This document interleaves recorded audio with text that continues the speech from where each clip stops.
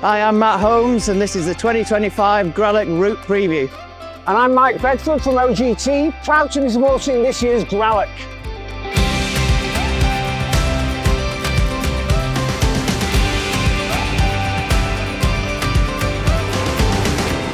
So Matt, we're 5k in. This is where the real race begins?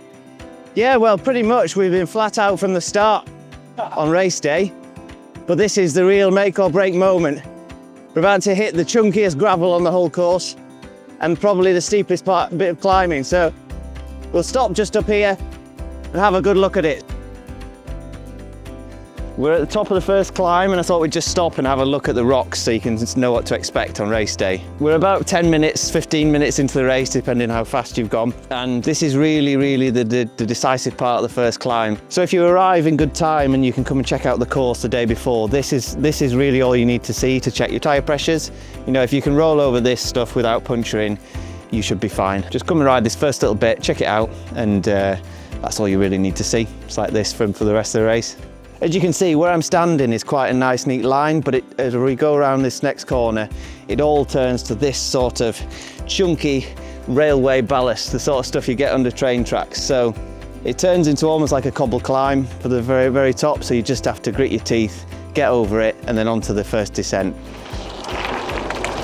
It's a tight one. This is where fellas like me don't keep up with fellas like you. So yeah, you can see it's quite a fast descent. And the bends are not bad, but they're tighter than you would expect. So make sure you take it easy and don't ride beyond your own capabilities.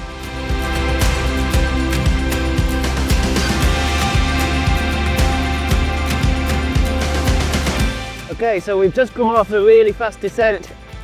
We're about 20 k's into the race, something like that.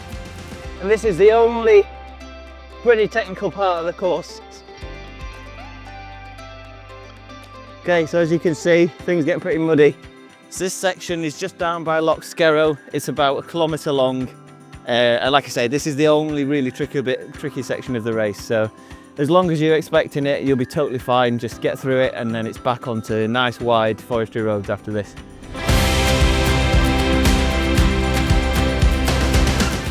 Okay, so we've just come over the top of Slaughter Hill, which is about halfway around the race.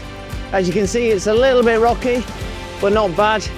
And as always, take it nice and easy. And especially at the bottom is a sharp right bend back onto the flat roads. You always point out to me that the first mistake that sort of, well, people like me make is not fueling enough. You know, it's a big race, you're burning a lot of energy. Talk me through what you would recommend. Yeah, exactly. So this race for the winners is at least 3.5 hours long, but you could easily be out for 4-5 hours. Yeah. So it's important that you take plenty of energy with you. And also, if you can't do that, make sure you stop at the feed zones and pick up some more OGT bars. Yeah. Pick up some water, fill your bottles. We're just over halfway through the race at a place called Otter Pool, and this is where you'll find the second feed zone of the race. If you've paid for the bottle service, then this is where you'll find your second bottle, so you can pick up that and pick up some more snacks on the way. So Mike, how are you going to unwrap your energy bar with those big massive gloves on? Aha. Well, luckily, I've got OGT in my pocket. No fumbling, no unwrapping. And this is an OGT bar, all natural ingredients, tastes great. They're the world's first wrapper-free energy bar, no wrapper required. It has a thin wax coating. They taste great. You'll find them at all the feed stations. Tell me about your tyres. You've tried different width tyres and you're experimenting with that. So yeah, I'm on 40 millimeters, but I think for the event, you could easily run 45s. Yeah. For the big chunky rocks. It's more about trying not to puncture than... And what sort of airspeed? Sure. Oh, that's a good question. So I know when I won the race, I had 40 PSI. Yeah. On 40 millimeter tyres. Yeah. So that was super bouncy, but avoided punctures. So I think I wouldn't go so hard, something like 35. but it totally depends on the tyre width. Yeah. And like I say, I wouldn't be scared to go for big tyres. Yeah. So we're at 22 k's to go. We've just passed the last feed zone of the race, and this is really the home straight.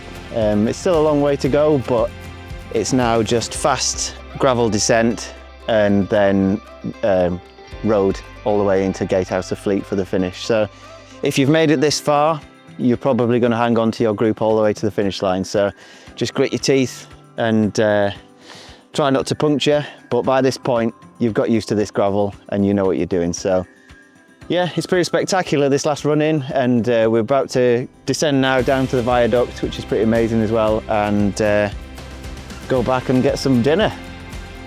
So we're at the bottom of the last descent now, and I've just been reminded of an essential bit of kit. So that final descent's super rocky and bumpy, and my chain fell off. So I only built this bike yesterday, and I have got a chain catcher to put on it, but the top tip, make sure you put one on for the race. So that's it, we're back in Gatehouse of Fleet, and that's the 2025 Gralloch route. This is about 500 metres to go. You go left to that clock tower, right into the Galleries Park, and collect your finisher's medal. And if you've done really well, collect the winner's trophy.